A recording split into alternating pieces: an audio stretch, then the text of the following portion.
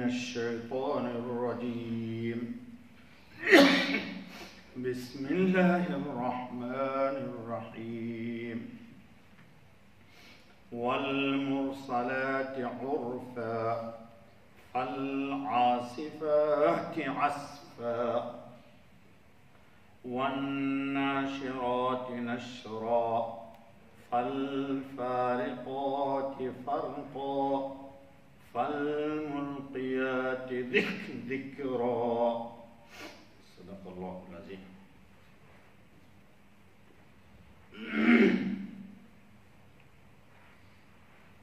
دوستو یہ سورہ المرسلات کی ابتدائی 5 آیتیں پڑھی گئی. سورہ مرسلات مکے میں نازل ہوئی اور اس کی 50 آیتیں اور 2 رکوع ہیں. سورت کا شان نزول کیا ہے؟ امام بخاری علیہ الرحمہ نے نقل کیا ہے کہ حضرت عبداللہ بن مسعود رضی اللہ تعالیٰ عنہ سے روایت ہے کہ ہم حضرت خاتم النبیین محمد الرسول اللہ صلی اللہ علیہ وسلم کے ساتھ مینا کی ایک غار میں تھے. مینا میں جہاں ہوتا ہے. اچانک سورہ مرسلات نازل ہوئی. حضرت رسول اللہ خاتم النبیین صلی اللہ علیہ وسلم اس کو پڑھتے جاتے تھے اور میں آپ صلی اللہ علیہ وسلم کے منہ مبارک سے اس کو سنتا یاد کرتا جاتا تھا. سبحان اللہ. حضور پڑھ رہے تھے، ہم سن بھی رہے تھے اور یاد بھی کر رہے تھے. جی کیسے لوگ تھے.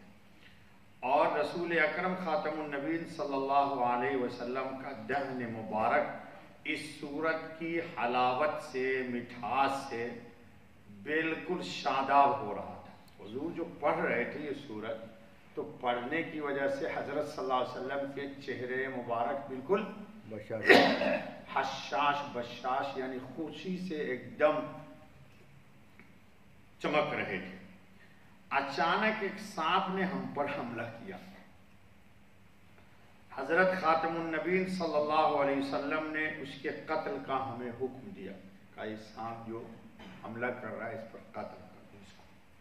ہم اس کی طرف جھپٹے، وہ نکل بھاگا، ہمارے قابو میں نہ آیا. رسول اللہ خاتم النبیین صلی اللہ علیہ وسلم نے فرمایا کہ جس طرح تم اس سانپ کے شر سے محفوظ رہے، وہ بھی تمہارے شر سے محفوظ ہو گیا. وہ بھی تمہیں کاٹ نہیں کھا سکا اور تم بھی اسے مار نہیں. اللہ نے اس کے شر سے تم کو بچایا. یہ ہے نبی. نبی کے بول بھی انمول ہوتے ہیں. نبی کے بول بھی کیا پیاری بات بتایا کہ تمہارے شر سے وہ بچا، اس کے شر سے تم بچ گئے. حضرت عبداللہ ابن عباس کی والدہ حضرت ام فضل رضی اللہ تعالی عنہ، سب کہیے بڑی مبارک خاتون ہے، فرماتی ہے کہ میں نے حضرت خاتم النبیین صلی اللہ علیہ وسلم کو نماز مغرب میں اس سورت کی قرات کرتے ہوئے سنا ہے. حضور صلی اللہ علیہ وسلم مغرب کی نماز میں اس کو پڑھے. دوسری حدیث میں ہے کہ حضرت عبداللہ رضی اللہ تعالیٰ عنہ کو اس سورت کو پڑھتے سن کر ام فضل رضی اللہ تعالیٰ عنہ نے فرمایا کہ پیارے بچوں، آج تو تم نے یاد دلا دیا. اس سورت کو جو تم پڑھ رہے ہو تو مجھے بات یاد آ گئی. کیا؟ کہ میں نے حضرت خاتم النبیین صلی اللہ علیہ وسلم کی زبان مبارک سے اس سورت کو مغرب کی نماز میں پڑھتے ہوئے آخری مرتبہ سنا ہے. یعنی حضور صلی اللہ علیہ وسلم اس سورت کو مغرب میں کی نماز میں پڑھ رہے تھے. اب چلیے ذرا اس میں دوستو 5 چیز آئی ہے. پہلا لفظ ہے مرسلات، دوسرا لفظ ہے فالعاصفات، تیسرا ہے والناشرات، چوتھا ہے فالفارقات، اب 5واں لفظ آ رہا ہے ملقیات ذکرا. اس سے بعض لوگ کہتے ہیں کہ ہوا مراد ہے. آ رہی ہے تفسیر. بعض لوگوں نے کہا کہ اس سے مراد فرشتے ہیں، بعض لوگوں نے کہا کہ نہیں حضرت خاتم النبیین صلی اللہ علیہ وسلم اس سے مراد ہے، ابھی تفصیل آ رہی ہے۔ بعض لوگوں نے کہا کہ نہیں، ابتدائی دو باتیں تو ہوا کے سلسلے میں ہیں اور دو فرشتوں کے سلسلے میں۔ اس میں اصل میں رب العالمین قیامت کے ایک منظر کشی کر رہے ہیں۔ کس کی؟ قیامت کے دن کہ اللہ اس دن ہم سب کے حال پر اپنے فضل کی چادر ڈال دیں۔ بہت خطرناک دن ہوگا، بہت ہی خطرناک دن ہوگا۔ دو بہت مشکل گھڑی ہے دوستو جو ہمارے اوپر آنے والی ہے، ایک قبر کی منزل اور ایک آخرت کی منزل۔ قبر میں جو نجات پا گیا تو سمجھو پہلی منزل اس نے طے کر لی۔ امید ہے کہ اگلی بھی اس سے طے ہو جائے، اللہ طے کرا دیں گے۔ اللہ ہم سب کو قبر کے عذاب سے بچائے۔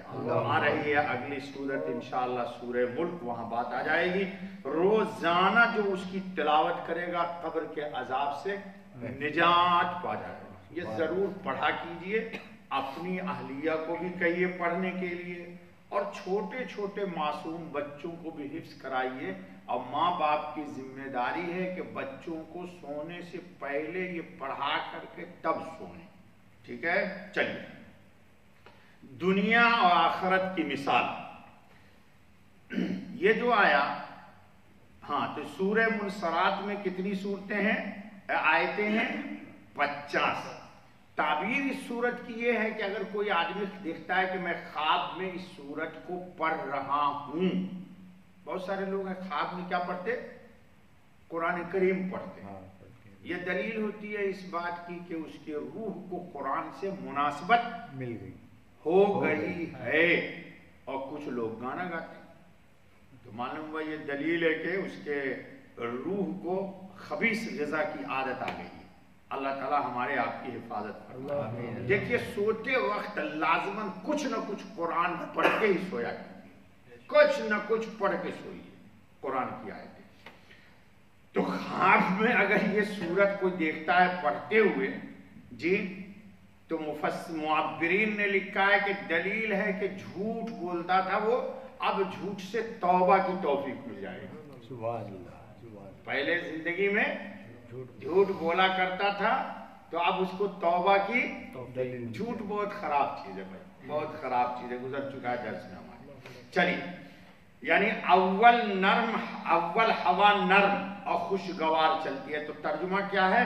والمرسلات عرفا، قسم ہے چلتی ہواؤں کی دل کو خوش آتی ہے۔ ہوا جب چلتی ہے ابتدائی طور پر تو ہر انسان خوش، راحت ملتی ہے۔ اچھا بابا، فالعاصفات عصفا، پھر جھونکا دینے والیوں کی زور سے۔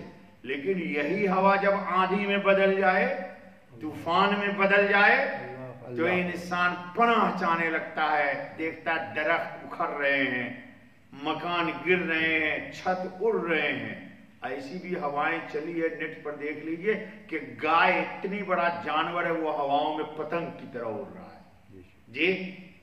جی تو یہ ہوا نفع بخش بھی ہے اور نقصان دہ بھی ہے۔ اسی لیے جب ہوا تیز چلتی تو حضرت خاتم النبی صلی اللہ علیہ وسلم مسجد میں تشریف لاتے اور نماز پڑھتے تھے پناہ چاہنے کے لیے، دعا مانگتے، اللہم انی اسألک خیرہا وخیر ما فیہا وخیر ما ارسلت بہ واعوذ بک من شرہا وشر ما فیہا وشر ما ارسلت بہ۔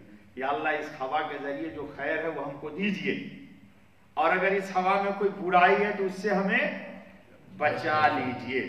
یعنی اول ہوا نرم و خوشگوار چلتی ہے جس سے مخلوق کی بہت سے توقعات اور منافع وابستہ ہوتے ہیں۔ ہر انسان سمجھتا ہے کہ یار اب گرمی چلی جائے گی، پھر کچھ دیر بعد وہی ہوا ایک تند آندھی اور طوفانی جھکر کی شکل اختیار کر کے وہ خرابی اور غضب ڈھاتی ہے کہ لوگ بلبلا اٹھتے ہیں۔ تو وہ آ گیا فالعاصفات عصفا۔ یہی مثال لو آخرت کی سمجھو کہ کتنی ہی کام ہیں جن کو لوگ فی الحال مفید اور نافع تصور کرتے ہیں دنیا میں، اور ان پر بڑی بڑی امیدیں باندھے ہوئے ہیں، لیکن وہی کام جب قیامت کے دن اپنی اصلی اور سخت ترین خوفناک صورت میں ظاہر ہوں گے تو لوگ پناہ مانگنے لگیں گے۔ اللہ دنیا میں بے شمار چیزیں ختم ہو گیا ہوا، چل تو بھی یار چل باقی